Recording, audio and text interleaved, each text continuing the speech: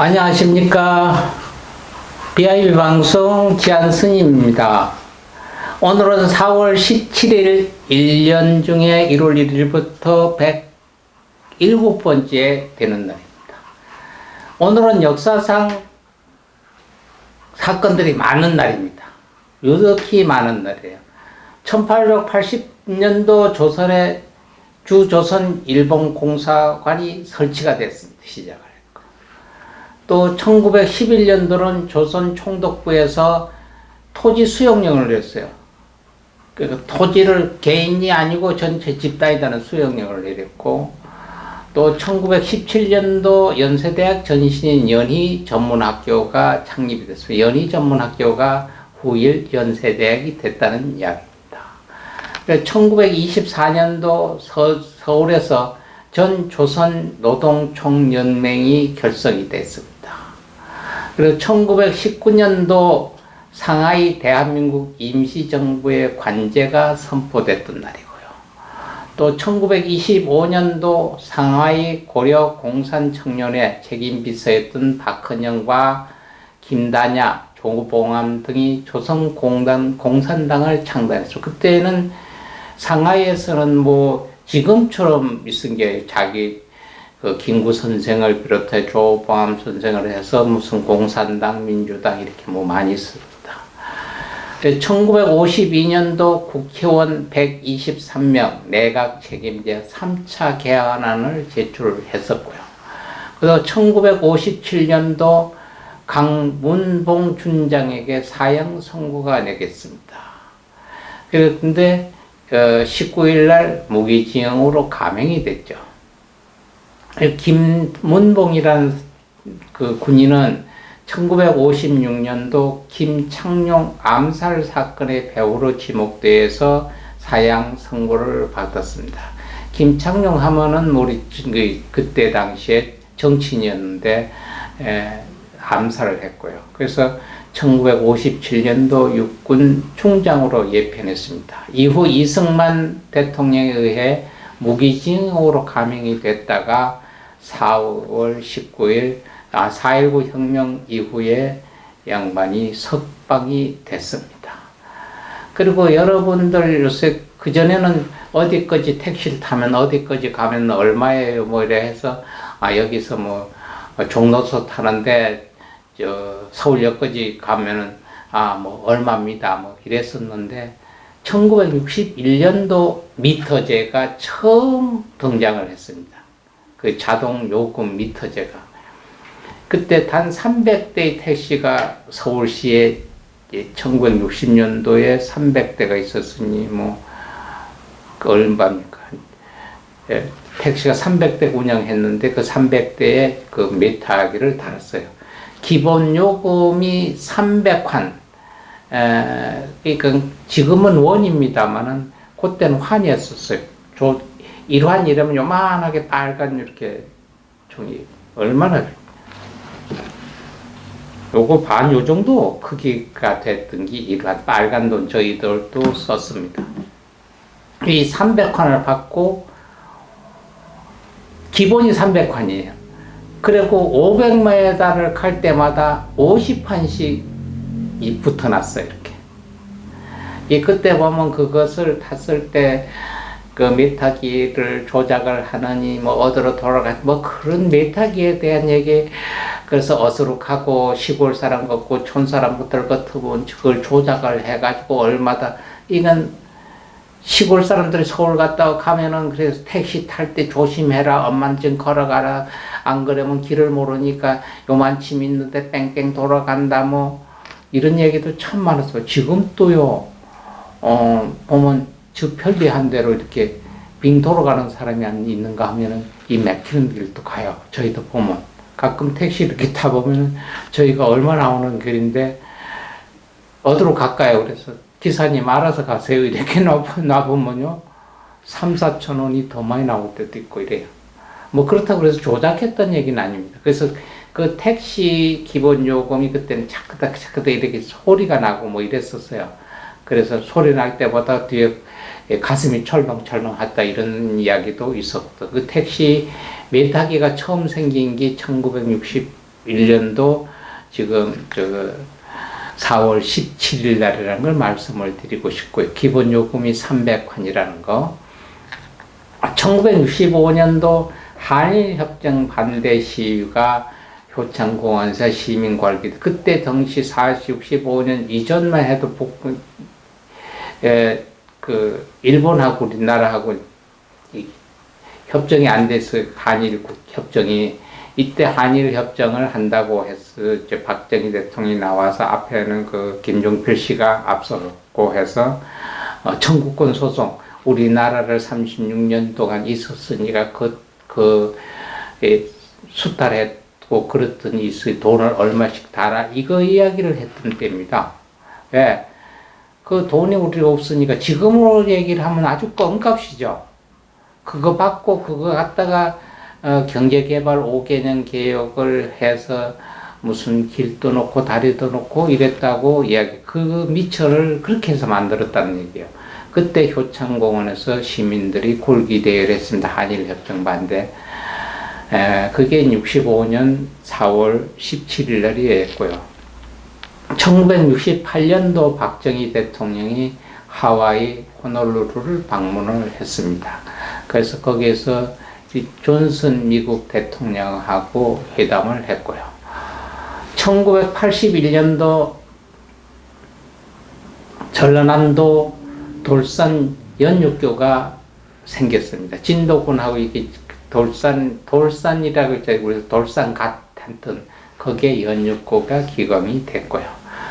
1984년도 KOC 한국올림픽위원회 위원장하고 북한 측 남북한 체육회담을 제의해서 성사가 됐던 날입니다. 1985년도 고려대학교에서 전국 23개 대학이 전국 대학생 총연합회 그때 결성이 그걸 우리가 나중에 보면 전대협 그 전에 한대련이 있었는데 전국 대학 총연합회가 모여가지고 전대협이라는 게 처음 결성이 됐어요. 이때 의장이 김민석 서울대학 그 학생회장이었는데 지금 정치인으로서 그 전에 몇 해 때 구로군가 그쪽에 영등포 쪽에 국회의원을 했었죠.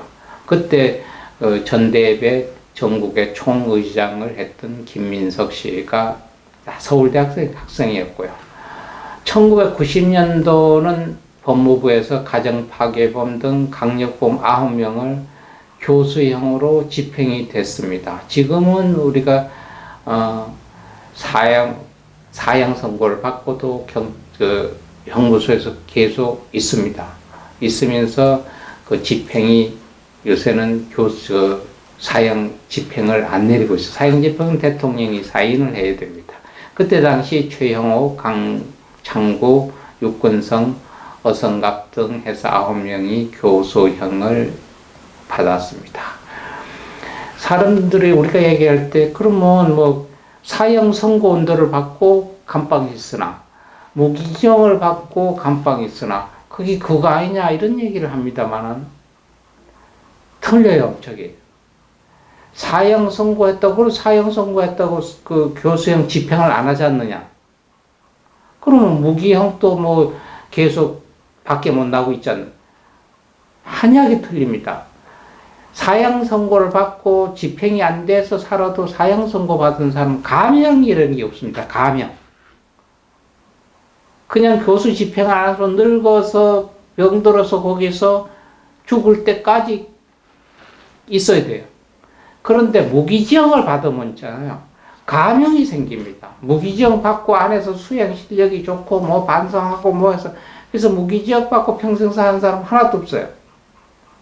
무기징역 받았다 보면 한 30년 살면 뭘 해가지고 무슨 모범이 되고 뭘 어때 해가지고 다 나와요. 이게 차이가 있습니다. 그래서 아주 저희가 오늘 가전에 저희가 뉴스를 들으니까 2사건이 있더라고요. 그 흉악범들. 얘들이 무기징역을 받았어요. 무기징역 무기징역을 받고 선고를 내려고 판사님 뭘 같이 내는 줄 아닙니까? 평생 감형이 없는 무기징역, 이렇게. 이 최초예요, 우리나라. 오늘 이것도 한 페이지가 되겠네요. 무기징역은 감형이 되는데 무기징역 두 사람 내리고 평생 감형을 할 수 없어, 이거까지 내렸다는 거. 그 판사님 참 현명하신 분이에요. 법률도 불교전 경율론장이 있습니다. 경전율장 논장은 부처님 말씀이나 논장에 있던 규칙 같은 것도 시대나 환경에 따라서 거기에 적응을 하라는 게 논장인데, 우리나라 헌법들 보면 그냥 무기징역 이렇게 때리고 교수형 때리는데, 요새 교수형 때려도 안 되니까 무기징역 나름 감형될 것 같으니까 무기징역 선고를 하고 단 감형은 할 수 없다 이렇게 붙이셨더라고요. 참 현명한 판사님 아니나 이렇게 생각도 합니다. 그리고 1997년도 참 이건 있을 수 없는 일들, 대법원에서 내란죄 사범으로 전두환 노태우 전직 대통령에게 최종 선고가 냈습니다. 형이 확정됐어요. 그래서 12.12 군사 반란, 5.17 내란, 5.18 민주화운동과 비자금 사건에 관련된 선고 공판에서 전두환 씨에게는 무기징역형과 추징금 2,205억 원을 내렸고요. 노태우 씨에게는 징역 17년과 추징금 2,628억 원을 선고를 했습니다. 그때도 유명한 거 있었잖아요.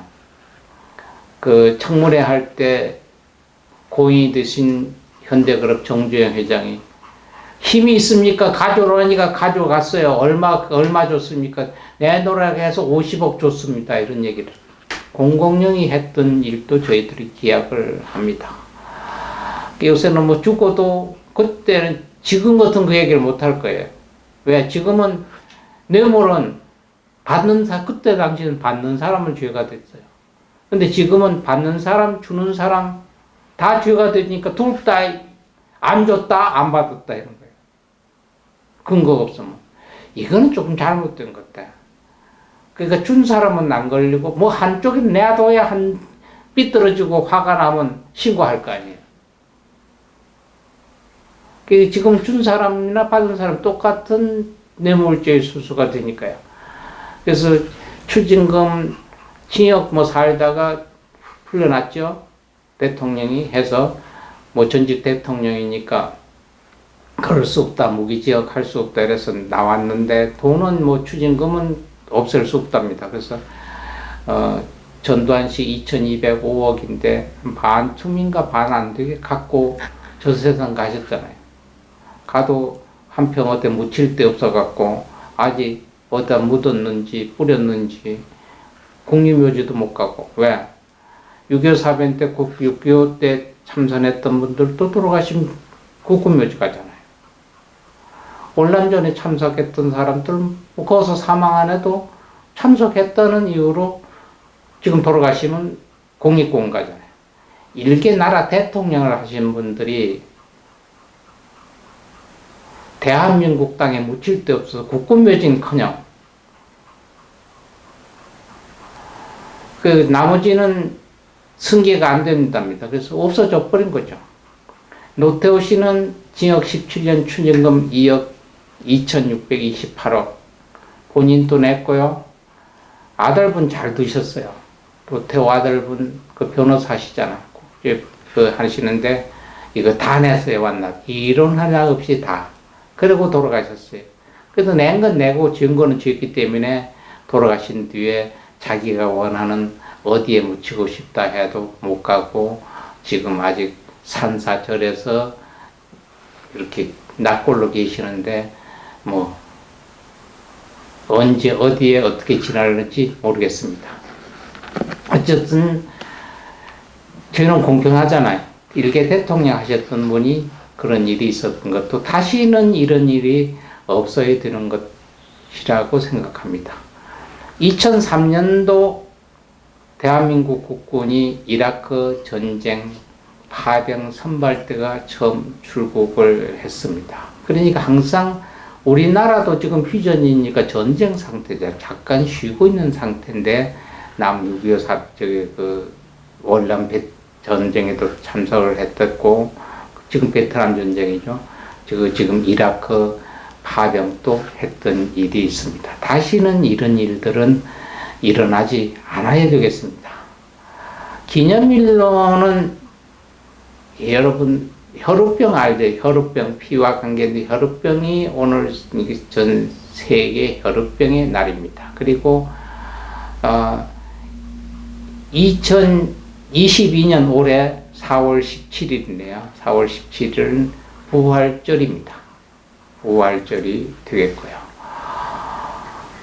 생일을 한번 보겠습니다. 1578년 인현왕후, 지금 역사 공부를 하시면 알지만 저희들은 옛날엔 뭐 영화로도 많이 봤던 조선 16대 왕 인조의 어머니 굉장히 인현왕후가 유명했습니다. 그리고 독립운동가 황진박 씨가 88년 생일이고요. 원경선 씨 14년도 우리나라 그 유기농업의 선구자라고 하죠. 여러분도 잘 아는 풀무원 작년에 문제가 있었던 게 풀무원이죠 아마. 그 유기농업을 했던 그 풀무원의 창업자가 원경선 씨입니다. 그래서 1914년 나셔서 2013년에 가셨고요. 최세창 씨는 전 국방부 장관이었고요. 김선동 씨는 아시는 분 아시면 1950년생 아나운서였고요. 여러분들이 잘 아는 개그맨의 표인봉 씨, 그 65년생 오늘이고, 71년도는 고형욱 씨 야구선수하고 박용지 씨 지금 국회의원하고 두 분이 동갑이고 한 날이 생일이네요. 최석필 씨 74년,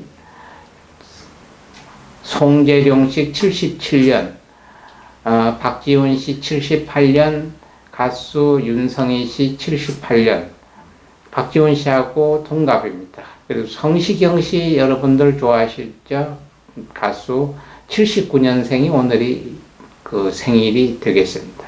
야구선수 김사율 씨하고 가수 부활의 정동아 씨하고 아주 80년 정동갑이네요. 오늘 생일도 같고요. 김정한 씨가 81년생이고 82년생 이시영 씨 배우하고 이중기 씨가 생일도 같고 나이도 가수와 정동갑이 되겠습니다. 그래서 연극 배우 유민정 씨, 정보경 씨, 유도 선수, 또 94년생 배구 선수 차영성 씨, 95년도 안효섭 씨 배우, 장하경 씨, 이래서 다 오늘이 생일이 되겠습니다. 변현민 씨,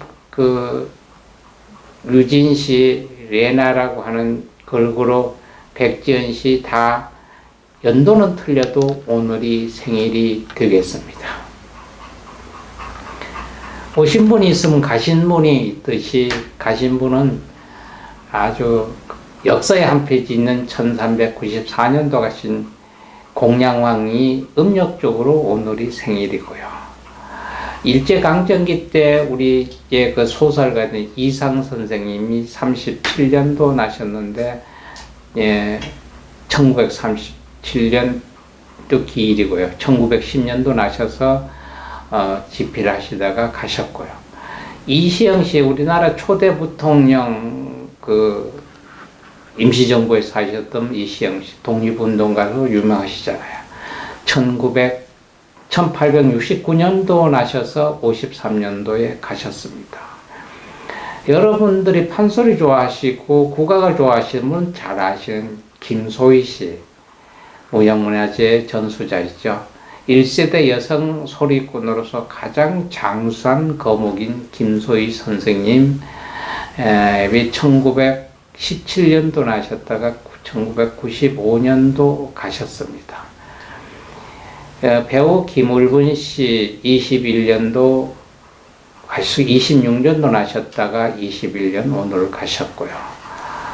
또 이현배 래퍼가 1973년도 나셨다가 21년도 일찍이 가셨다고 봅니다. 오늘 또 스님이니까 불교 한마디 하고 넘어가야 안 되겠습니까, 여러분? 부모하고 자식 간에 요새는 화합하기 힘든다고. 내가 난 항상 얘기하면, 저걸 내 속으로 놨다고. 그 옛날에는 이랬잖아요. 다른 애들 보면은, 저런 걸 네 집 샀든지 저런 걸 놔놓고 미역국 먹었을까? 이렇게 해서 자식이 잘못 밖에서 보이면 집안의 어른들까지 요걸 싸잡아 줬는데, 요정년에는요, 본인이 해요. 저걸 내 속으로 낳은 새끼라고 이렇게 부모들이. 남이 내 새끼를 야단하는 게 아니라, 왜? 그렇게 부모 자식 간에 요새 이렇게 서로 소통하는 게 적어졌습니다. 왜? 옛날에는 엄마 아버지하고 얘기하면 할 거리가 없어요. 그리고 뭐 얘기책이 소설책이 읽으면 같이 가족이 모여서 초등학교 댕긴 놈서부터 할머니까지 거 앉아서 다 듣잖아요. 춘향전, 저희도 초등학교 댕기면서 춘향전, 심청전 요만한 거 얼마나 읽었는지 할머니 때문에 매일 저녁 읽어달래. 오늘 춘향전, 내일은 심청전. 한 1년 하니까 외워 그냥. 할머니 오늘은 심청전 하겠습니다. 오냐 이러면 어머니도 오고 아버지도 오고. 다른 게 할 게 없으니까 거기에 들어서 나중에 다 외워. 그렇게 했는데 지금 문화가 있으니까요. 집에 가보세요. 스마트폰 저기 초등학교 1학년짜리서부터 그 밑에 뭐 중학교 고등학교 등이 한두 서서부터 엄마서 아버지서부터 젊은이 거기에 또 할머니 할아버지 있으면 할머니부터 할아버지까지 5, 6 식구 있으면 다 스마트폰 들고 다 앉았어요. 이게 뭐 안 돼. 문화가 다른 데 다 뺏기니까 가족의 공동체가 없어. 그래서 부모하고 자식 간의 화합이 안 돼. 이걸 원망세 좀 이래자 저래자 할 수도 없잖아. 이게 스스로 이렇게 화합이 될 수 있도록 오해진다는 게 우리가 치료를 할 때 야호 산에 가서 이제 야 소리가 뭐냐면 폐를 확 열어줘. 야 소리가. 이건 오래가 안 돼. 야는 오래가 안 돼. 왜? 야를 하면 이상하게 폐 안에 있는 공기가 나가니까. 그게 폐를 튼튼하게 하기 위해서 야야. 그리고 위를 튼튼하게 해서 오 이렇게 하면 위에 염증이 없어진다고도 얘기하죠. 그것도 음악 치료제에 나오듯이 이게 파장이라는 게 있습니다. 그러니까 부모와 자식 간의 가정이 화합을 이루려면 이거 하세요. 옴치림 간단한 소리만 옴치림